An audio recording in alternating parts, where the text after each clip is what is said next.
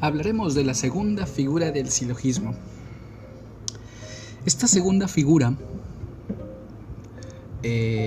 tiene las siguientes características y vamos a ir revisándolas con mucha calma y con mucha tranquilidad.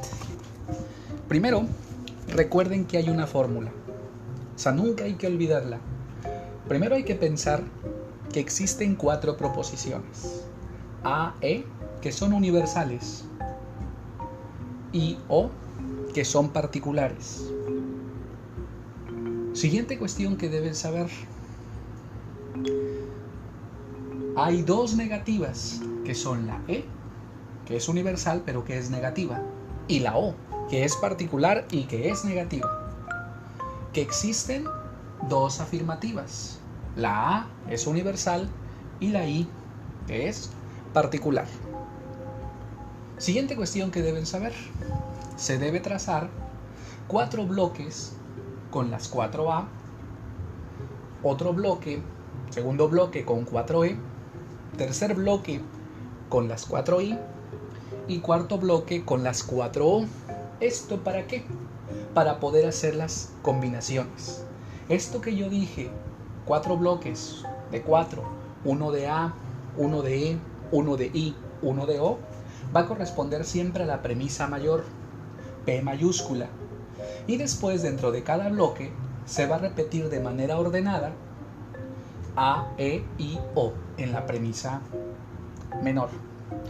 Y más adelante, donde son puras E, 4E, A, E, I, O. Más adelante, donde hay 4I, se pone A, E, I, O. Y hasta el final, donde hay 4O, se ponen A, E, I, O. Posteriormente, mentalmente se va a ir repitiendo. Y entonces, en donde nosotros veamos que se cumplen las reglas de las premisas y de los términos, dejamos la letra. Y donde no se cumplan las premisas de las reglas o de los términos, entonces se va marcando con una X. Por ejemplo, en el segundo modo del silogismo, mejor dicho, en la segunda figura, encontraríamos 2 premisas A y una tercera. En la primera figura sí se cumplían las reglas, pero en la segunda figura no se cumplen las reglas. Hasta el final vamos a ir viendo características importantes. Ahora, hay cosas que debemos tomar en cuenta. Por ejemplo, nosotros al estar trazando estos cuadros, ¿sí? En el caso de la segunda figura, hay que tomar en cuenta que dice la primer premisa menor o la primer premisa o debe haber una premisa universal menor. O sea, debe haber una premisa universal menor. Puede ser A, puede ser E, es decir, puede ser afirmativa o puede ser negativa. Y es así como vamos a ir trazando. La segunda regla dice, una de las dos premisas debe ser negativa. Entonces, si una de las dos premisas debe ser negativa, ustedes irán viendo en el tablero, en la pared, que encontramos una de las dos premisas negativas, que en este caso es camestre o camestres, ¿sí?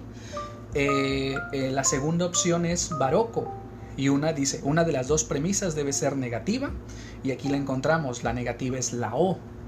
En el siguiente modo, que es cesaré, la encontramos hasta arriba, con una E en cesaré. Y por último, en festino, la encontramos igual hasta arriba. O sea, eso es importante irlo conociendo, irlo sabiendo. Bien, una tercera cuestión que debemos tomar en cuenta es una regla de las premisas. La conclusión siempre se obtiene mediante la regla en la cual se indica que la conclusión debe seguir la parte más débil. ¿De acuerdo? Entonces, para ir apuntalando, que al final voy a hacer una pequeña síntesis de lo que se diga de la segunda figura. La segunda figura, el término medio es con M mayúscula, ocupa el lugar del predicado. Recordarán ustedes que las proposiciones tienen sujeto y tienen predicado. En la primera figura, el término medio en la premisa mayor era sujeto y en la premisa menor era predicado. En la segunda figura, el término medio, es decir, ese término que no pasa a la conclusión, también es decir, ese término que es la bisagra para llegar a una conclusión, está en el lugar del predicado.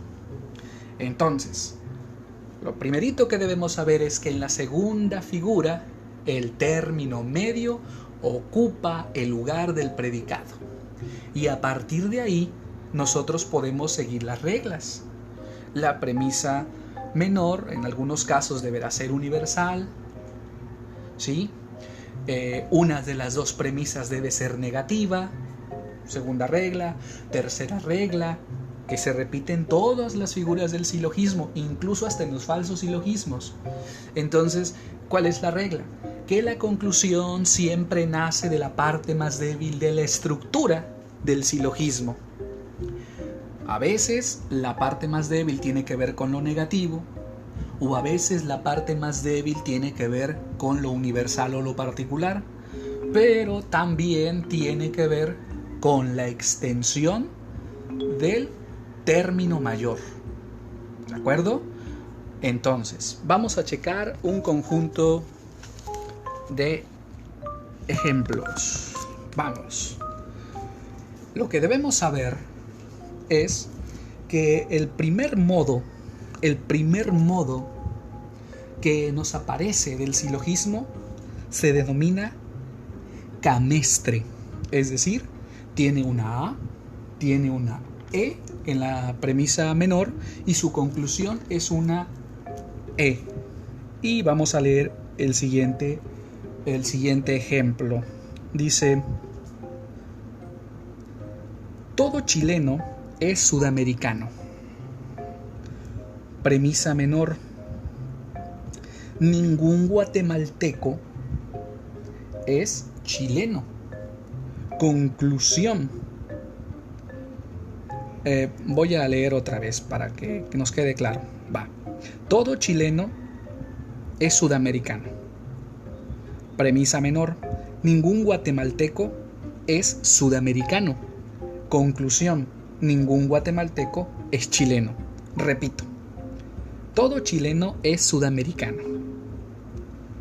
Premisa mayor. Premisa menor: ningún guatemalteco es sudamericano. Conclusión: ningún guatemalteco es chileno. ¿Cuál es el término mayor? Chileno. ¿Cuál es el término medio? Sudamericano. ¿Cuál es el término menor? Guatemalteco. Dense cuenta que el término que no pasó a la conclusión fue sudamericano. Por eso la conclusión dice: ningún guatemalteco es chileno. Un segundo modo es baroco, es decir, una A en la premisa mayor, una O en la premisa menor y la conclusión es una O. Dice: todo actor es presuntuoso. Premisa mayor.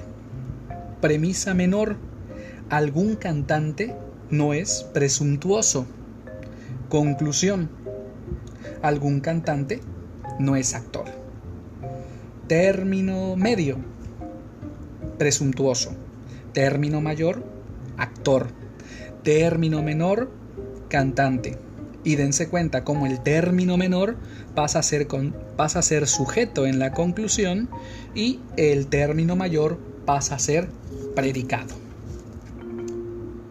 El tercer modo es cesaré, es decir, una universal negativa, la E, una universal afirmativa, la A, y la conclusión es una universal negativa. El ejemplo queda de la siguiente manera: ningún mosco es molusco. Premisa menor: todo pulpo es molusco. Conclusión: ningún pulpo es mosco.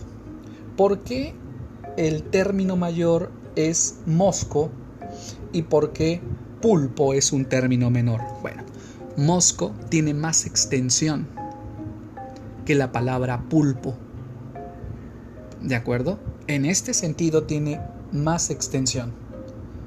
Entonces, vean ustedes cómo la primera premisa nos dice, premisa mayor: ningún mosco es molusco. Eso es una universal categórica.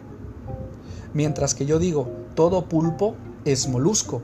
¿Por qué esta no es una universal categórica? Porque los moluscos no solo son pulpos, también hay otros animales marinos que son moluscos y no precisamente pulpos. Entonces dense cuenta de la extensión. Por eso la conclusión es: ningún pulpo es mosco. Nunca hay que olvidar la clasificación de los conceptos, la clasificación de los juicios. No hay que olvidar la clasificación de las proposiciones. Y ahorita tengo que hacer 2 comentarios al final, ¿de acuerdo? El siguiente es festino. Tiene una E, tiene una I y tiene una O. Y dice así: ningún deportista es millonario. Pedro es millonario. Conclusión: Pedro no es deportista. Término mayor: deportista. Término medio: millonario. Término menor: Pedro. Premisa mayor: ningún deportista es millonario. Premisa menor: Pedro es millonario. Su conclusión: Pedro no es deportista. Dense cuenta cómo está la E y está 2 veces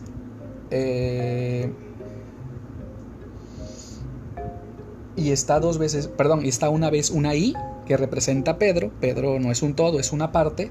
Y está una O. ¿De acuerdo? Pedro no es deportista. Bien, entonces, ¿cuáles son los modos? Camestre o camestres, baroco, festino y cesaré. Bien. Aclaraciones. Recuerden que al inicio del tema del silogismo se hizo un video, un audio, explicando las reglas. Esas reglas tenemos que aplicarlas siempre para hacer ejemplos, ¿sí? Para hacer ciertos ejemplos que nos permitan crear silogismos obedeciendo a las reglas. En la segunda figura, donde el predicado ocupa el lugar o el término medio ocupa el lugar del predicado, puede ser más complejo, ¿sí? Puede ser más complejo. Podemos construir silogismos con 3A, podemos construir silogismos con A, I, y, ¿sí? Pero no aplicarían. Por ejemplo, les voy a hacer un falso silogismo de la segunda figura. Yo les puedo decir, todo perro es canino. Después les digo, todo gato es canino. En conclusión, todo canino es perro. Dense cuenta cómo no se sigue la idea de la premisa mayor. Por lo tanto, es un falso silogismo. Voy a ponerles un ejemplo ahora con A y con dos I. ¿Sí? Todo perro es cuadrúpedo. Algún perro es cuadrúpedo. Conclusión, algún cuadrúpedo es cuadrúpedo. ¿Sí? O algún perro es perro. Chequen bien. Voy a poner otro ejemplo. Toda guitarra tiene cuerdas. Número 2. Algún instrumento tiene cuerdas. Conclusión. ¿Alguna guitarra es instrumento? ¿Es válida? Sí es válida, pero tiene un detalle. El término medio, cuerdas, no fue tomado en cuenta para la conclusión. ¿Sí? Alguna guitarra es instrumento. ¿Sí? ¿Cuál es el detalle? Que el término medio perdió su sentido universal. ¿Cuál es otro detalle? ¿Cuál es otro detalle? ¿Sí? Que la palabra instrumento está en una premisa particular, la I está en una premisa particular.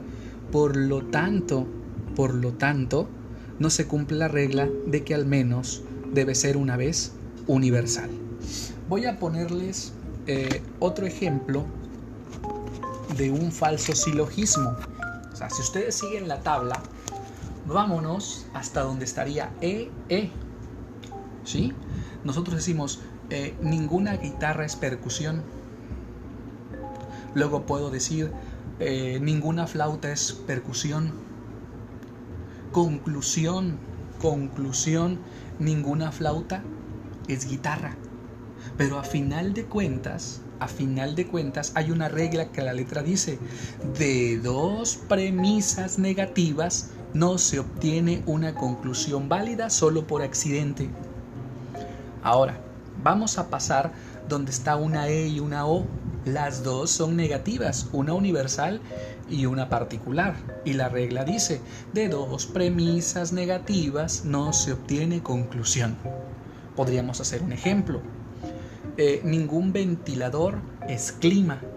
O ningún ventilador es aire acondicionado. O algún aire acondicionado es ventilador. O vamos a pensarlo de otra manera. A ver, ningún ventilador es aire acondicionado. Alguna ventana es aire acondicionado, porque acuérdense que el término medio debe estar en el predicado. En conclusión, alguna ventana no es ventilador, pero ya está dicho, no se obtiene una conclusión válida. Y así podríamos hacerlo entre una I, una A, una I, una E, una I con I, una I con O, una O con A, una O con E, una O con I y una O con O. No se cumpliría. Debemos pensar en silogismos creando y sosteniendo la idea de las reglas que nos acompañan. En los momentos de que Sherlock Holmes o House habían resuelto algún caso, ya sea desde el punto de vista de detective o ya sea desde el punto de vista de médico, y estaban relajados, tocaban un instrumento, uno el violín, otro la guitarra o quizá House tocaba el piano. Concluimos esto con música de guitarra.